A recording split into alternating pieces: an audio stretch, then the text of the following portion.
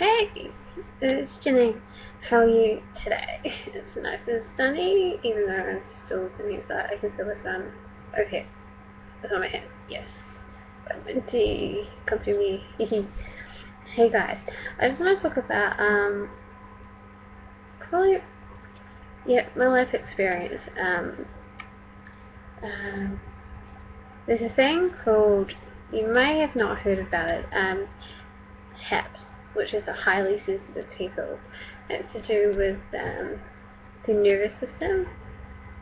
Now, it's about 20% of approximately of the population of us that have a highly sensitive nervous system, which means a lot of things. You know, if you've got a highly sensitive nervous system compared to the rest of the world, you're gonna feel things more on a deeper level.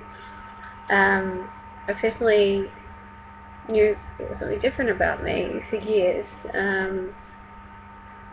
From family members got called, you know, saying I was too sensitive. You know, different jobs, they affected me in different ways. I was either overthinking everything and analysing everything and trying to please people because I was sensitive and I cared more about things, you know, so sometimes it can overstimulate you, like even being on the bus with a whole lot of people or just going to town, it can overstimulate. And also there's another thing with that, you can get understimulated as well, which means you get really bored. But yeah, I had just I knew I was different, but I just didn't know, you know, you can't, I knew I was sensitive, but I had no way of explaining it to anybody. Hey, look, I feel these things, but no one else really felt them. You know, so it was kind of hard. It was like kind of being in a cage, and somewhat, but you know, like how to know how people are going to react when you say, hey, look, I'm a highly sensitive person, and they've probably never heard of the term and think you're just crazy. But anyway, a few years ago, I happened to be bored, and I stumbled into this second-hand shop and found this book, and it was really weird. Like it was speaking to me. A lot of strange things like that happened to me. Maybe that happened to you also. But I found this book and I started reading it. It was in a second-hand bookshop. And started reading the book. I sat down on the chair and I started reading it, and as I went through it, it was like a aha moment. Hey, look, I get this now. This is what's happening to me, and you know, this book explains everything. I already knew how I felt about these things. I wasn't self-diagnosing, you know, from the book saying I have all these traits because of the book. I had all these things going on with, you know, my life and my mind and my body before I read that book. So I went back to get it. Later I put it on hold and I started to read. And I figured out that I was a highly sensitive person. I got to understand, you know, like a way of surviving, because what happens is, because you're highly sensitive, it's like a different level of intake. When you go out, you're tuned into, it's like animals, you know, it's like the sensory way animals do. You're alert about everything, you sense things that, you know, change in temperatures more than other people. Light affects you, cold and hot temperatures can affect you.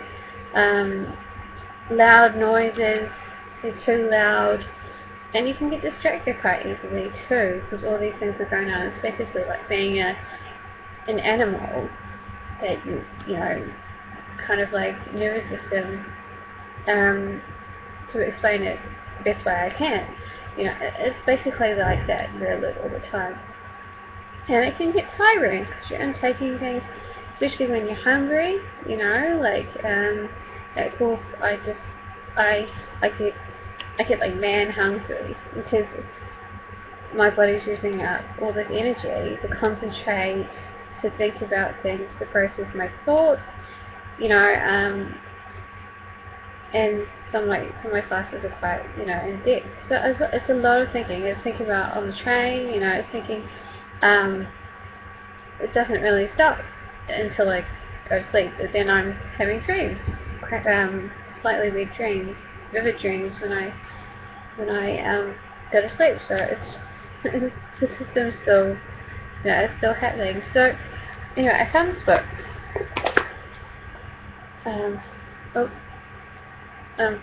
Oh, sorry, still learning how to use the camera.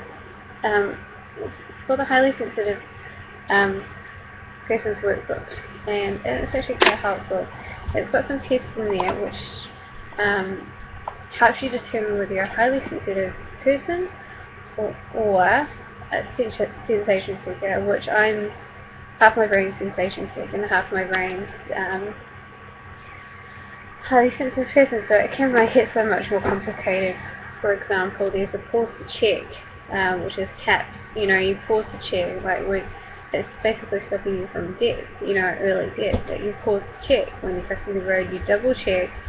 And I do this stuff, and I've always done it. Like, I will not go across the road unless all the cars have gone.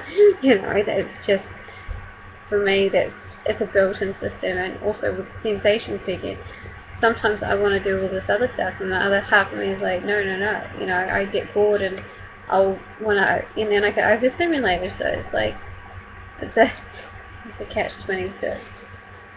So yeah, we are way more intuitive than others, more aware of things around us, the different changes, and other people just don't notice.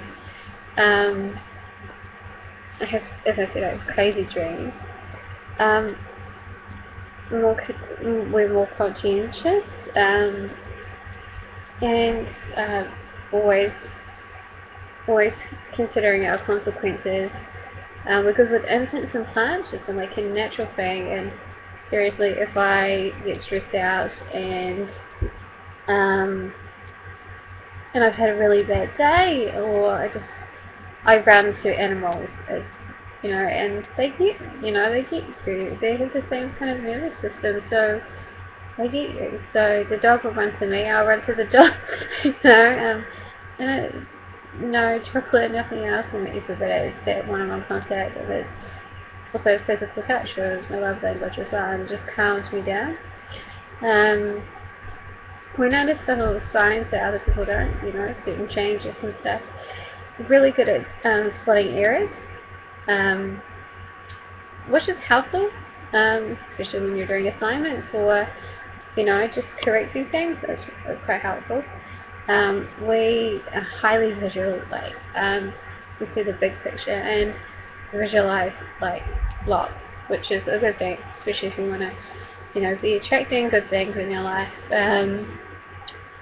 I believe in the law of attraction. So, we have rich, complex lives. Like, I am an introvert, so I'm not an extrovert, whereas extroverts can be more social and be out in the world a bit more and handle it a bit more. So yeah, it's like that. And I just got to carry lots of food around with me. I get tired, so quite easily. So you know, that's how it is. Well, there's also other books as well. So if you're a highly sensitive person, or you just want to take the test, or you're curious, you know, look on YouTube, Elaine Aron. There are videos on there, and they'll help you too. She explains being a highly sensitive person more in depth.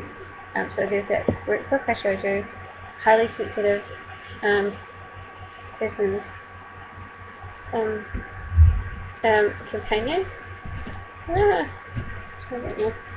Companion. It's by Elaine Aron. The daily exercises you can do if you're stressed out. You can run to a park. Sometimes I have to just get away from the people that can be overstimulating. There's also the survival guide, and so I know how to use the camera properly. Survival guide. Um, this one's good. I had trouble with realizing why I wasn't enjoying jobs, and just, like, when you're sensitive to some stuff and other people don't care, then you gotta find what works for you, and this really helped me. Helped me understand a whole lot of things. I keep going back to this one. So this one's by Barry Jager, PhD, and I think he actually is a highly sensitive as well. Really good book. And there is one more, but it's the general one. But if you look on the website and look on the link, when you click highly sensitive people, look it up on Google. All his books. Oh, sorry, I found it. Hiding behind the computer. As a sensitive person, how to thrive in the world. Here. Sorry, I'm still learning how to position things on the camera. So yeah, look on that, and that'll help you. Like it helped me. Like I have this whole scrapbook of things I've written out just to help me understand more about myself and how can I, when I'm a little stressed out, and how can I how I can help myself and just be happier, and also how I can understand things properly and explain them better to people that don't understand, especially my family. So they just think I'm just a sensitive person and too sensitive, and they really don't understand anything other than that. So yeah, if you want to educate people out there, there's books, there's research done, there's videos. So yeah, don't be afraid, and don't be afraid to be good. And you know what? Being highly sensitive, I'd rather be that, be me, be more of me than someone who didn't care, who doesn't care, who's not sensitive and who doesn't care about the world. Because you accomplish more by being more sensitive, because you care more, you love more, and you are more aware about what's going on. So you want to make more of a difference, because you're also really concerned about social justice and the good things in life. So it's not a bad thing. The world actually needs more of us. It should be 80% now, 20%, and 20% being other people. So yeah, like